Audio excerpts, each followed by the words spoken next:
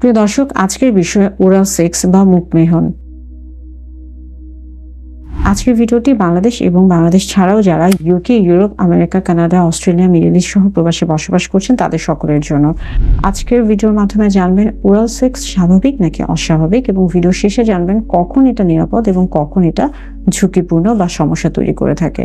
Hello viewers, আসসালামু আলাইকুম। আমি ডক্টর নুসরাত জাহান দৃষ্টি, কাজ করছি sexual health educator, clinical social worker এবং ক্লিনিক্যাল কাউন্সিলর হিসেবে। প্রথমে আসি ওরাল সেক্স। ওরাল সেক্স তখনই স্বাভাবিক একটি বিষয় যখন এটা সচেতনতার সাথে সঠিকভাবে করা হয়ে থাকে, তখন এটা স্বাভাবিক যৌন আচরণ হিসেবে বিবেচনা করা হয়ে থাকে।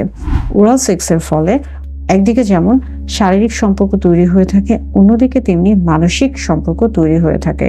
এই ক্ষেত্রে দেখা যায় হরমোনের একটা তারতম্য হয়ে থাকে, এবং এই ক্ষেত্রে লাভ হরমোন বা ভালোবাসার যে হরমোন রয়েছে অক্সিটোসিন, সেটা নিঃসরণ বেড়ে যায়, এবং ওরাল সেক্সের ফলে সেক্সে এক ধরনের বৈচিত্র্যতা চলে আসে। ওরাল সেক্স সম্পর্কে বেশ কিছু ভুল ধারণা রয়েছে। অনেকে মনে করে থাকেন ওরাল সেক্স সবসময় ঝুঁকিপূর্ণ। বিষয়টা এমন না। যদি সঙ্গীর মাঝে কারো সমস্যা থেকে থাকে, বিভিন্ন ধরনের যৌনবাহিত জীবাণু দ্বারা সংক্রমিত থাকে, সেই ক্ষেত্রে এটা সমস্যার কারণ হয়ে থাকে। আবার অনেকে মনে করে থাকেন এটা এক ধরনের খারাপ অভ্যাস। যদি স্বাভাবিকভাবে সচেতনতার সাথে সঠিকভাবে ওরাল সেক্স করা হয়ে থাকে, তাহলে এটা যৌন আচরণের একটা স্বাভাবিক বিষয়, এবং এটা সেই ক্ষেত্রে খারাপ অভ্যাস না। এবং আরেকটা বিষয় হচ্ছে, অনেকে মনে করে থাকে ওরাল সেক্সের ক্ষেত্রে সুরক্ষার কোনো বিষয় নেই।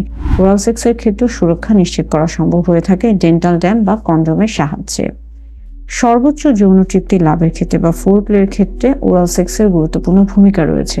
সুরক্ষিতভাবে যদি ওরাল সেক্স করা হয়ে থাকে, তাহলে যৌন তৃপ্তি আরো বৃদ্ধি পায়।